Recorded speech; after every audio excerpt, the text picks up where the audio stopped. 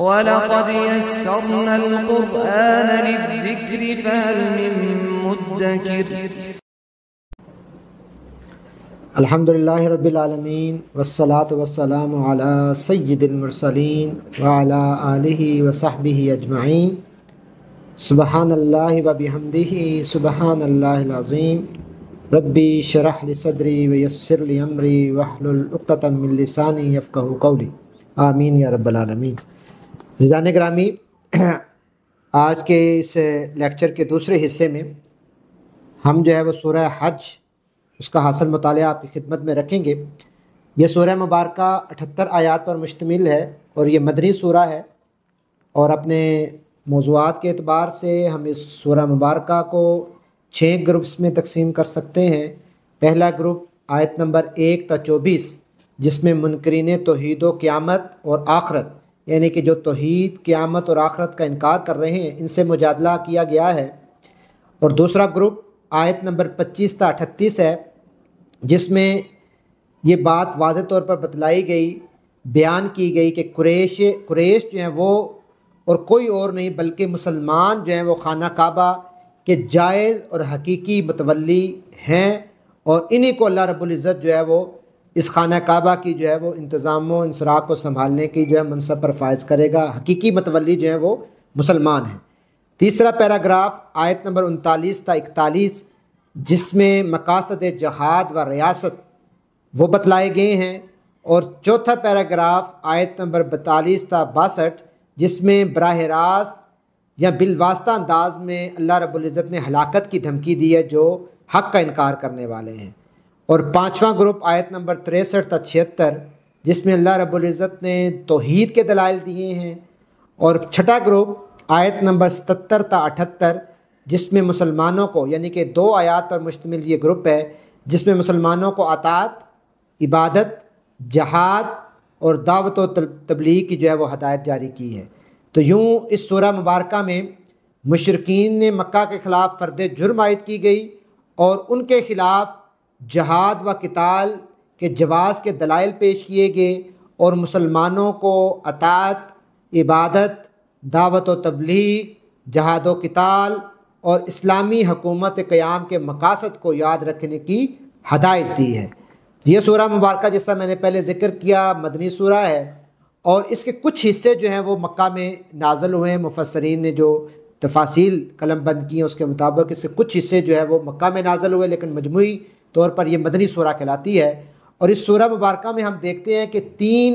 گروہوں کو مخاطب کیا گیا ہے، 3 گروہوں میں تقسیم کیا گیا ہے معاشرے کو، انسانوں کو۔ پہلا گروہ مشرکین کا، کہ جن کو کہا گیا ہے کہ ضد چھوڑ دو، تم حرم کے مالک نہیں ہو، تم اس کے مجاور نہیں ہو، تم اس کے متولی نہیں ہو، اس کا متولی، اس کا نظام سنبھالنے والا وہی ہو سکتا ہے جو اللہ کو مانے گا، جو اللہ پر ایمان لے کر آئے گا۔ مسلمان ہی اس کے حقیقی وارث اور اس کو سنبھالنے کا حق رکھتے ہیں۔ دوسرا گروہ جو ہے وہ منافقین کا ہے، جن کے حوالے سے اس سورہ مبارکہ میں ذکر ہوا، اور ان کو مخاطب کر کے کہا کہ یہ جو درمیان والی صورتحال ہے اس کو ترک کر دو، اور پورے کے پورے جو ہے وہ مسلمان ہو جاؤ، نہ تم ادھر کے ہو نہ ادھر کے ہو، تو مسلمان ہو جاؤ۔ اور تیسرا گروہ جو ہے وہ مومنین کا ہے، جو کفار کے ظلم کا جواب طاقت سے دینے کی اجازت مانگ رہے تھے، اور اس وقت کا انتظار کر رہے تھے کب تک جو ہے وہ ہم یہ ستم برداشت کرتے رہیں گے، ہمیں جو ہے وہ حکم دیا جائے اور ہمیں اجازت دی جائے کہ ہم جو ہے وہ اس کے لیے آگے بڑھیں، اگریسولی جو ہے وہ تلوار کے زور پر جو ہے وہ جہاد کے زور پر قتال کے انداز میں جو ہے وہ ہم اپنے اس کام کو سر انجام دیں اور اقتدار کو جو ہے وہ حاصل کریں۔ اور پھر مومنین کو ان جو ہے وہ اجازت دینے کے ساتھ ساتھ ان کے حوالے سے جو ہے وہ ذکر کیا گیا کہ جب ان کو اقتدار ملتا ہے تو پھر ان کا مقصد کیا ہونا چاہیے، اس کے حوالے سے جو ہے وہ نشاندہی کی ہے۔ اور مجموعی طور پر جو ہے وہ یہ جو بتایا گیا کہ نبی کریم صلی اللہ علیہ وآلہ وسلم اپنے جد امجد حضرت ابراہیم کے جانشین ہیں، وارث ہیں، ٹھیک ہے، ان کی میراث ہے، تو انہیں اور ان کی وراثت جو ہے جو تمہاری امت کو منتقل بھی ہوگی، اور اس میں کام یہ کرنے کا ہے شہادت علی الناس کا، نماز قائم کرنے کا، زکوٰۃ ادا کرنے کا، اور فعل الخیرات، اچھے کام جو ہے وہ سر انجام دینے کا ہے۔ تو یہ ان تین گروہوں کے حوالے سے جو ہے وہ واضح طور پر بات کی گئی ہے۔ پھر اس سورہ مبارکہ کا آغاز جو ہے وہ اللہ رب العزت جو ہے وہ ان الفاظ سے کر رہے ہیں کہ یا ایھا الناس اتقوا ربکم ان زلزلۃ الساعۃ شیء عظیم یوم ترونها تذہل کل مرضعۃ عما ارضعت وتضع كل ذات حمل حملها وترى الناس سکارى وما هم بسکارى ولكن عذاب اللہ شدید، کہ لوگوں اپنے رب کے غضب سے بچو، حقیقت یہ ہے کہ قیامت کا زلزلہ بڑی ہولناک چیز ہے، جس روز تم اسے دیکھو گے حال یہ ہوگا کہ ہر دودھ پلانے والی اپنے دودھ پیتے بچے سے غافل ہو جائے گی، ہر حاملہ کا حمل گر جائے گا اور لوگ تم کو مدہوش نظر آئیں گے، حالانکہ وہ نشے میں نہ ہوں گے، بلکہ اللہ کا عذاب ہی کچھ ایسا سخت ہوگا۔ بس لوگ ایسے ہیں کہ جو علم کے بغیر اللہ کے بارے میں بحثیں کرتے ہیں اور ہر شیطان سرکش کی پیروی کرنے لگتے ہیں۔ تو یہ قیامت کی ہولناکی سے جو ہے وہ ڈرایا جا رہا ہے، ایک مختصر انداز میں پوری منظرکشی کی جا رہی ہے، اور یہ بتایا جا رہا ہے کہ کیسی صورتحال ہوگی کہ جو ماں ہے، جو دودھ پلانے والی ماں کی محبت کا ہم اندازہ کر سکتے ہیں کہ وہ اپنے بچے سے کس طرح محبت کرتی ہے، اس کی ایک ایک چیخ کے اوپر وہ کس طرح جو ہے وہ کان دھرتی ہے اور وہ کوشش کرتی ہے کہ میرے بچے کو ذرا بھی تکلیف نہ ہو۔ تو اس روز جو ہے وہ بھی اپنے بچے کو، دودھ پیتے بچے کو اپنے سے دور کر دے گی، اور حاملہ عورت کا حمل جو ہے وہ گر جائے گا۔ تو یہ پورا منظرنامہ جو ہے وہ بیان کیا جائے صرف احساس دلانے کے لیے، اور پھر لوگ ایسے نظر آئیں گے جیسے وہ مدہوش ہیں، یعنی کہ انہوں نے کوئی نقشہ کیا ہوا ہے، جبکہ ایسی بات نہیں کہ بلکہ وہ اللہ کا عذاب اتنا سخت ہوگا کہ جس کی بنیاد پر جو ہے وہ یہ کیفیت ہوگی۔ اور پھر آیت نمبر 5 میں اللہ رب العزت جو ہے وہ انسان کی تخلیق کا پورا وہ پروسیس جو ہے اور وہ پورا مرحلہ بتا رہے ہیں کہ انسان کا یہ جو انسان اپنے آپ پہ جو غرہ کرتا ہے، یہ جو اس تکبر کا شکار ہے، یہ ذرا اپنی تخلیق پر تو غور کرے کہ تمہیں کس طرح ہم نے بنایا ہے۔ لوگوں اگر تمہیں زندگی بعد موت کے بارے میں کچھ بھی شک ہو تو تمہیں معلوم ہو کہ ہم نے تم کو مٹی سے پیدا کی، پہلی چیز، پھر نطفے سے لوتھڑا بنایا، پھر گوشت کی بوٹی سے جو شکل بھی ہوتی ہے اور وہ بے شکل بھی ہوتی ہے، یعنی کہ جو لوتھڑا اور جو گوشت بنتی ہے وہ شکل والی بھی اور بے شکل بھی، پھر اس گوشت کی بوٹی کو ہم نے ایک صورت دی، یعنی کہ ایک بچے کی صورت ہم نے دی، پھر جب وہ اس کو دنیا میں ہم لے آئے، ٹھیک، پھر تم نہیں بلکہ ہم نے اس کی پرورش کی، اور تم بھی اس پرورش پہ ہمارے حکم سے مامور تھے، اس کو جوانی تک پہنچایا، ٹھیک، اور تم سے کوئی پہلے جو ہے، یعنی کہ کچھ لوگ ایسے ہیں کہ جن کو ہم نے جوانی میں ہی اپنے پاس بلا لیا، کچھ کی عمر جو ہے وہ ہم نے طویل کر دی، کچھ انسانوں کو ہم نے بچپن میں ہی اپنے پاس بلا لیا، تو یہ تو اللہ کا فیصلہ ہے۔ اور کچھ انسان ایسے ہیں کہ جو ارذل العمر تک پہنچ گئے، اور وہ عمر جو ہے وہ بہرحال ایک بدترین عمر، اس آیت مبارکہ میں وہ کوئی بدترین عمر کی طرف پھیر دیا جاتا ہے۔ کچھ تو ہیں جو ابتدائی مرحلے میں لوٹ جاتے ہیں، لیکن کچھ ہیں جو بدترین عمر کی طرف پھیر دیا جاتا ہے تاکہ سب کچھ جاننے کے بعد بھی کچھ نہ وہ جانے۔ یہ ایک اللہ کی نشانی بھی ہے کہ وہ انسان جو اتنا عقل رکھتا ہے، علم رکھتا ہے، اور زندگی کے ارتقائی مراحل سے گزرتا ہوا، علم حاصل کرتا ہوا، جس نے اپنی نوجوانی میں اور پھر متوسط عمر میں بہت سارے کارنامے بھی سر انجام دیے ہوتے ہیں اپنی صلاحیت کی بنیاد پر، وہی انسان جب جو ہے وہ بڑھاپے میں پہنچتا ہے تو اس کی حالت یہ ہو جاتی ہے کہ جیسے وہ کچھ بھی نہیں جانتا، وہ بچوں جیسی حرکتیں کرنا شروع کر دیتا ہے۔ تو اس سے جو ہے وہ انسان کو یہ چاہیے کہ اس سے عبرت حاصل کرے۔ یہ اللہ کی نشانیوں میں سے ایک نشانی ہے، یہ جو انسانی زندگی کا جو ہے وہ پورا سفر ہے، وہ جو علم و واقفیت، وہ جو تجربہ کاری، وہ جو اس کی صلاحیتیں، وہ سب سے وہ بے خبر ہو جاتا ہے، وہ یکدم تبدیل ہو کر ایک عام بچے جیسے اور بچوں جیسی وہ باتیں کرنا، اور پھر لوگ اس پہ ہنستے ہیں، یار یہ کیا، ان کو اتنی بھی سمجھ نہیں ہے، ٹھیک۔ بعض کا اولاد جو ہے وہ غصے میں بھی آ جاتی ہے، یہ اولاد کی بھی ایک آزمائش ہوتی ہے، اس عمر میں اپنے والدین کی جو ہے وہ خدمت کرنا۔ تو یہ پوری منظرکشی کی جا رہی ہے ابتدا سے لے کر اختتام تک کا جو انسانی زندگی کا سفر ہے، اس کو دیکھو کہ وہ اس کی تخلیق میں بہت ساری جو ہے وہ نشانیاں موجود ہیں۔ پھر اللہ رب العزت ان نشانیوں کو بیان کرنے کے بعد یہ فرما رہے ہیں کہ اور لوگوں میں کوئی ایسا ہے ایک ایسی قسم یہاں پر بیان کی جا رہی ہے کہ اور لوگوں میں کوئی ایسا ہے جو کنارے پر رہ کر اللہ کی بندگی کرتا ہے، اگر فائدہ ہوا تو مطمئن ہو گیا، اور اگر کوئی مصیبت آ گئی تو الٹا پھر گیا، اس کی دنیا بھی گئی اور آخرت بھی گئی۔ یہ صحیح خسارے میں، یہ تو ہے ہی خسارے میں، جو درمیان جو دو کشتیوں میں سوار ہوتے ہیں، جو کنارے پر رہ کر جو ہے وہ اللہ کی بندگی اختیار کرتے ہیں۔ یہ کنارے پر رہ کر جو ہے وہ کیا ہے، اس کی مثال بالکل واضح طور پر دی گئی ہے۔ یہ دین اسلام جو ہے وہ متوسط دین ہے، وسط، آپ سینٹرل پوزیشن پہ رہ کر جو ہے وہ کھیل کھیلیں، اس زندگی کا سفر طے کریں، اس زندگی کی مرکزیت میں رہ کر جو اللہ رب العزت نے، یہ جو حدود میں رہ کر یعنی کہ کفر و اسلام کے سرحد پہ کھڑے ہو کر اللہ کی بندگی کا دعویٰ کرنا یا اللہ کی بندگی اختیار کرنا، یہ حقیقتاً یہ وہی بات ہے کہ انسان جو ہے وہ تذبذب کا شکار ہے۔ اور اس کی مثال ہے کہ اس طرح بھی آپ سمجھ سکتے ہیں کہ جیسے کوئی فوج ہو اور فوج کے سپاہی جو ہیں ان میں سے ایک سپاہی بالکل آخری کنارے پہ جو ہے وہ کھڑا ہو اور وہ صرف جنگ کا منظر دیکھ رہا ہو کہ اگر تو اس فوج فتح کی طرف بڑھ رہی ہوگی تو میں ان میں شامل ہو جاؤں گا، میں بھی فائدہ اٹھا لوں گا، اور اگر شکست جو دو چار ہو رہی ہوگی تو میں چپ کر کے جو ہے وہ کنی کترا کر جو ہے وہ سائڈ لے لوں گا۔ تو یہ کنارے پر رہ کر جو ہے وہ اللہ کی بندگی اختیار کرنا، یہ جو ہے تمہارے تذبذب کی، تمہارے نفاق کی جو ہے وہ نشانی ہے۔ فائدہ دیکھ کر یا نقصان دے کر فیصلہ کرنا، مضطرب عقیدہ رکھنا، ٹھیک ہے نا، اور فائدے کی شرط ساتھ لگانا کہ مجھے اگر دین اسلام سے یا اللہ کی بندگی سے یا میں یہ کام اچھا کروں گا، مجھے اس کے نتیجے میں یہ فائدہ، یہ اگر فائدہ ہوگا تو ٹھیک ہے، میں اللہ کی نماز بھی پڑھ لیتا ہوں، فلاں کام بھی کر لیتا ہوں، مجھے فائدہ کیا ہے؟ میں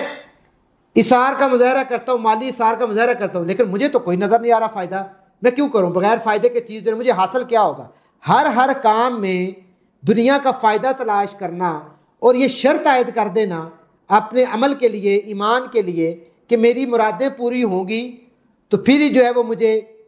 سکون بھی آئے گا، چین بھی آئے گا، اور میں پھر خدا کے دین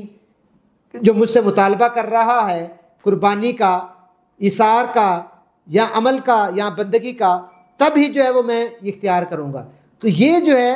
یہ اطمینان نہ ہونے کی نشانی ہے، یہ آپ کے تذبذب کی نشانی ہے، یہ اس دین حقیقت جو ہے وہ حقیقت کا جو دین ہے اس سے مفر کی نشانی ہے، اس سے دور ہونے کی نشانی ہے۔ تو اللہ کی جو خدائی پر ایمان لینا، رسول کی رسالت پر جو ایمان لینا،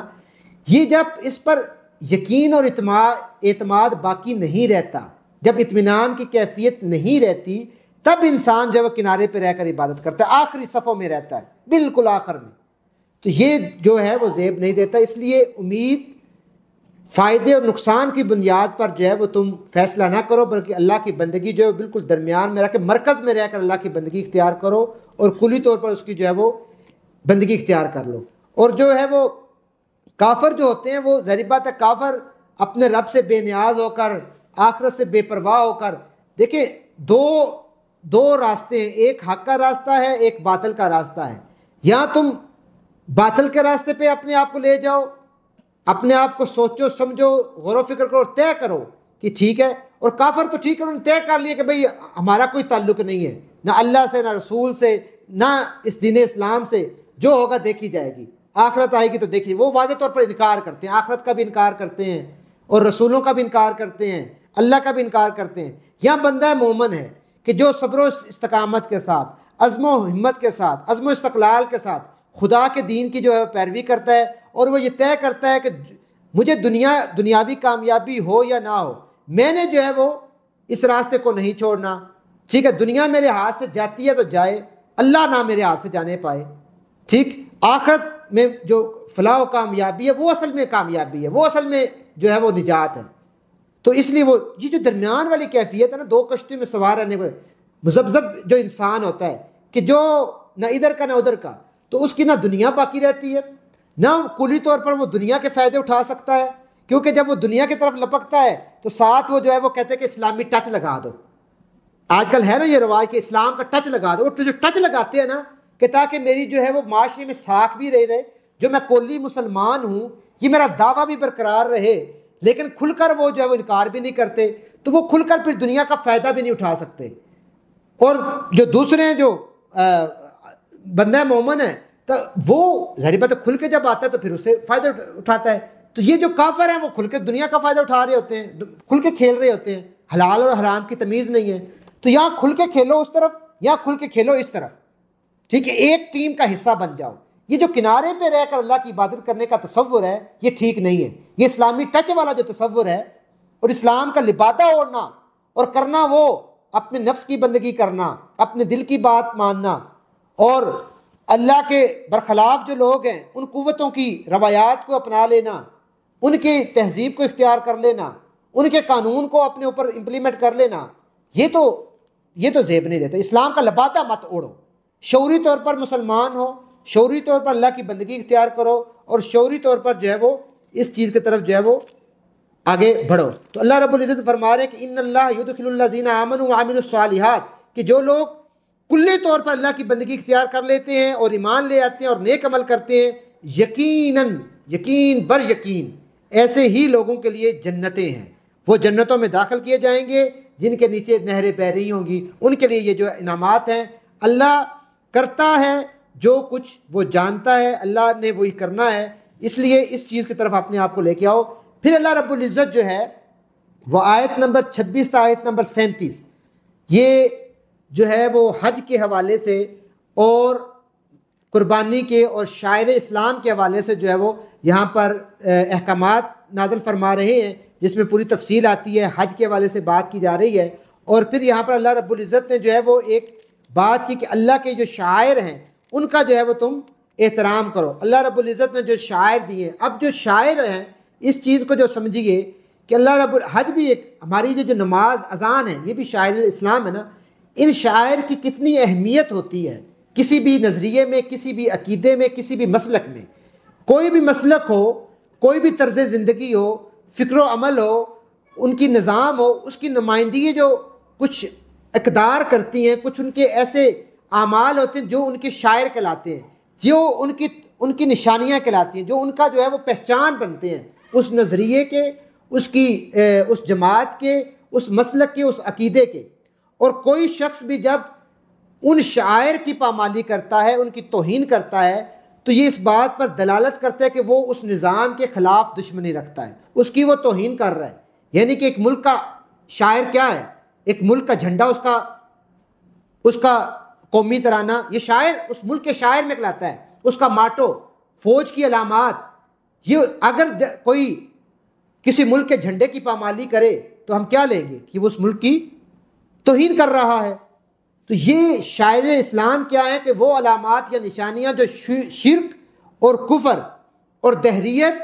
اور بالمقابل جو ہے وہ اللہ کی خالص بندگی کے مسلک کی جو ہے وہ ان کے برخلاف نمائندگی کر رہی ہیں. یعنی کہ نماز روزہ حج زکوٰۃ یہ کیا کفر اسلام کے درمیان آپ کو صف نہیں, حد نہیں قائم کر رہی کہ یہ اللہ کے شاعر ہیں اور حج اللہ کا شاعر, اس کی حتک امیزی مت کرو, ان کا احترام ملوز خاطر رکھو. یہ اسی طرح کہ جیسے تم اللہ کا احترام کرتے ہو. اسلام کے شاعر کی جو ہے وہ ان کے خلاف باغیانہ روش جو ہے وہ اختیار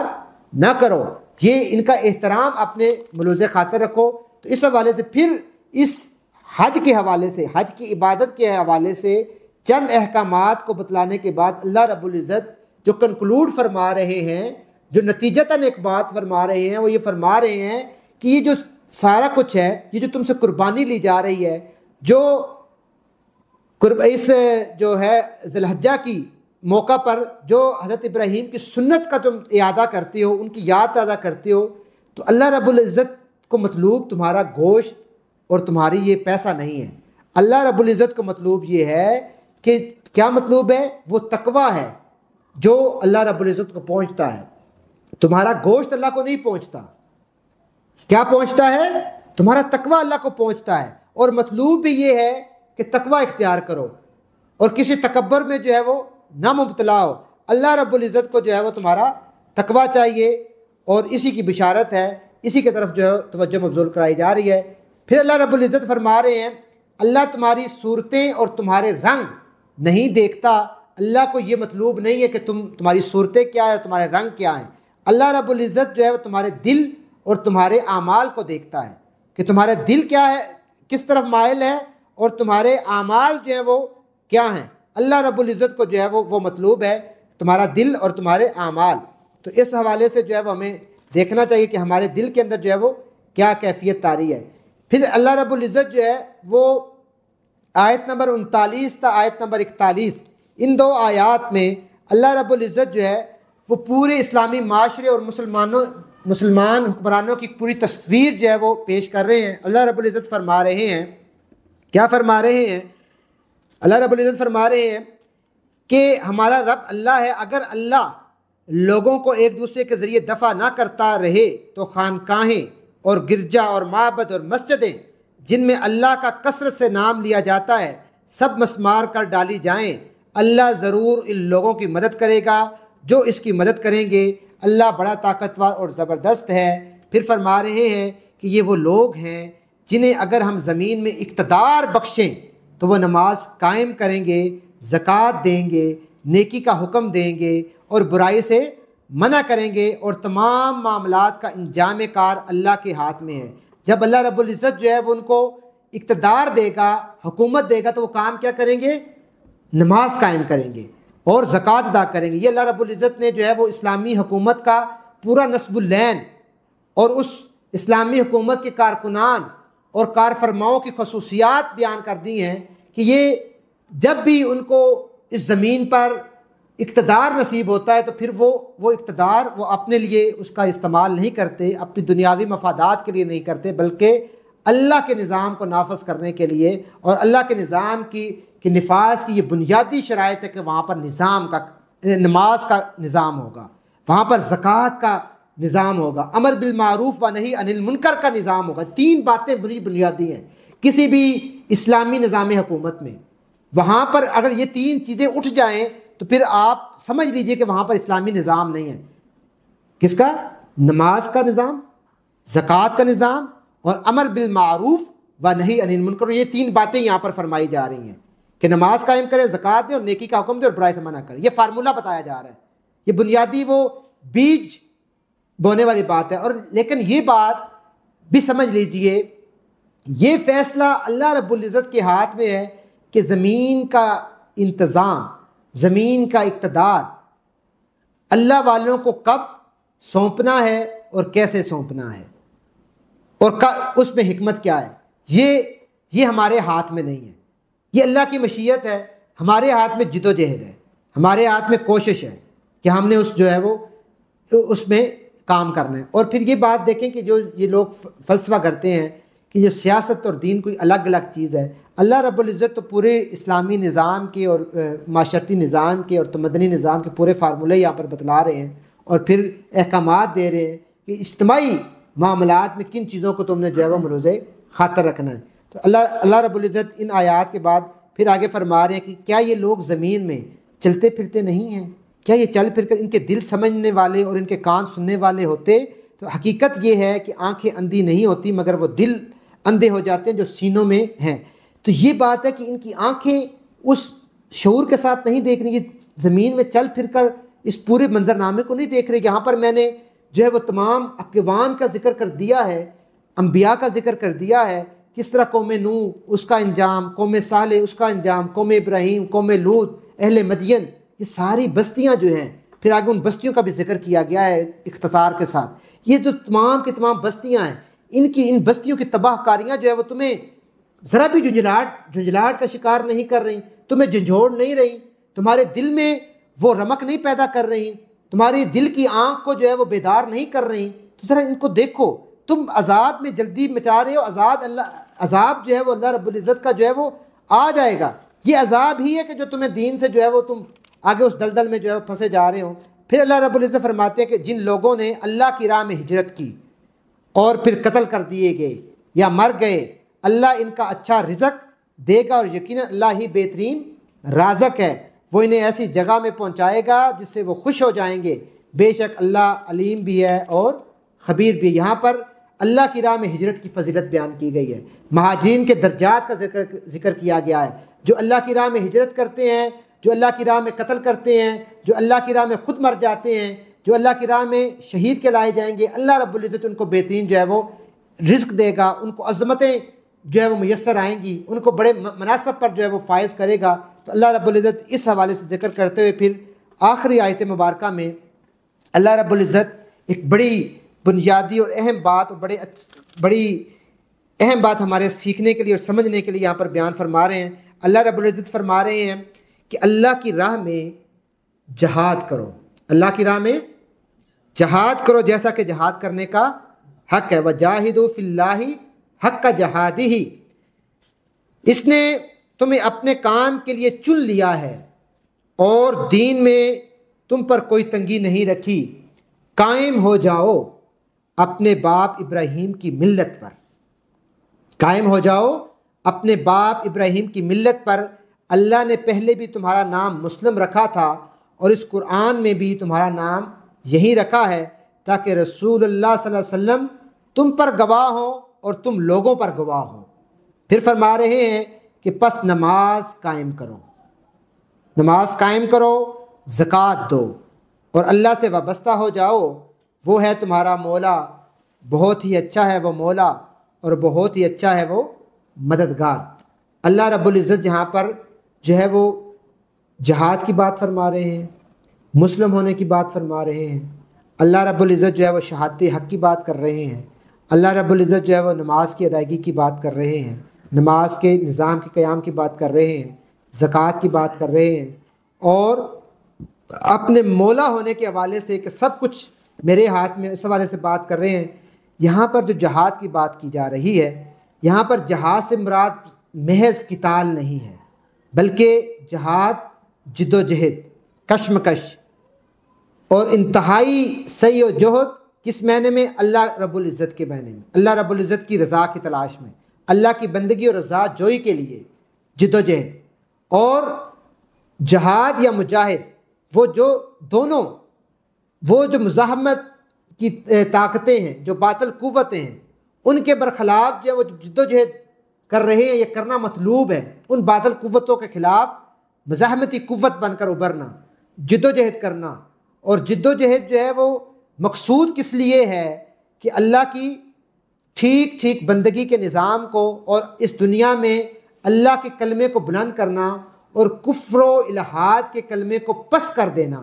اس کے لیے مال، جان، ہر طرح کا وسائل ان کو تج دینا، لگا دینا، کھپا دینا۔ اور سب سے اہم جہاد اس ضمن میں جس کا آغاز ہوتا ہے وہ جہاد فی النفس، کہ آپ کے اندر کے نفس کے خلاف جہاد۔ سب سے پہلے اس جہاد کا اعلان نفس امارہ کے خلاف ہے، جو آپ کو خدا کی بغاوت پر زور دلاتا ہے، جو آپ کو ایمان اور اطاعت کے راستے سے ہٹانے کی کوشش کرتا ہے۔ جب تک اس نفس امارہ کو مسخر نہیں کریں گے، اس کو شکست فاش نہیں دیں گے، اس کو سرنگو نہیں کریں گے، تو اس بڑی جہد کے لیے آپ تیار نہیں ہو پائیں گے، جس بڑی جہد کا تقاضا کیا جا رہا ہے۔ اس نے سب سے پہلے مجاہدہ اپنے اس نفس کے خلاف کرنا ہے، اپنی اس اندرونی باطل طاقتوں کے خلاف کرنا ہے جو ہمیں آگے بڑھنے نہیں دیتا۔ تو یہ جو ہے، اس لیے پھر اس کے ساتھ ہی جو بات کی جا رہی ہے کہ دراصل انفرادی حیثیت سے بھی اور اجتماعی حیثیت سے بھی تمام انبیاء کا اور نبی کریم صلی اللہ علیہ وسلم کا اور اس امت محمدیہ کا مقصد یہی ہے کہ رسول تم پر گواہ اور تم لوگوں پر گواہ، شہادت حق، کنتم خیر امت اخرجت للناس تأمرون بالمعروف وتنہون عن المنکر، کہ تم لوگوں کے لیے نکالی گئی ہو، شہادت حق کا کام کرو، اور تمہیں امت وسط بنا کر بھیجا گیا ہے، تم نے اللہ کے کلمے کو بلند کرنا ہے، حق کی شہادت دینی ہے، اور نبیوں کا بھی یہ کام ہے کہ وہ حق کی شہادت دیں۔ تو یہاں پر شہادت حق کی بات کی گئی۔ پھر یہ بات کی گئی کہ تم اللہ کے دامن کو مضبوطی سے تھام لو، اللہ کے دامن کو، ہدایت کو، قانون الہی کو، اس کو مضبوطی سے تھام لو، اسی کی اطاعت کرو، کسی خوف میں اپنے آپ کو مبتلا نہ کرو، امیدیں اپنے رب سے باندھ لو، مدد اس سے مانگو، اس کے آگے اپنے ہاتھ پھیلاؤ، اس پر توکل اور اعتماد کرو، وہی تمہارا مولا اور وہی تمہارا سب کچھ ہے، اسی سے جو ہے وہ ہر چیز جو ہے مانگو، قولی، عملی، تکمیلی، ہر انداز میں جو ہے وہ شہادت حق کا کام کرو، نماز قائم کرو، زکوٰۃ دو، اللہ سے وابستہ رہو، اللہ کا دامن جو ہے وہ پکڑ لو۔ تو اس سورہ مبارکہ میں ان تمام حوالوں سے اور جہاد کا پورا ایک جامع تصور جو ہے وہ ہمارے سامنے آتا ہے۔ یہ آیت جو آخری آیت ہے، اس پہ پوری تفصیل بیان کی جا سکتی ہے، اس کے کئی عنوانات ہیں، لیکن بہرحال اختصار کے ساتھ میں نے آپ کی خدمت میں کچھ چیزیں رکھنے کی کوشش کی ہیں، اور پھر اس چیز کا اعادہ کر لیجئے۔ اس سورہ مبارکہ میں جو 3 گروہ بتائے گئے ہیں، اور تینوں گروہوں کو ذہن نشین رکھتے ہوئے آپ اس گروہ میں فعال کرتے ہیں۔ اللہ رب العزت ہمیں عمل کی توفیق عطا فرمائے۔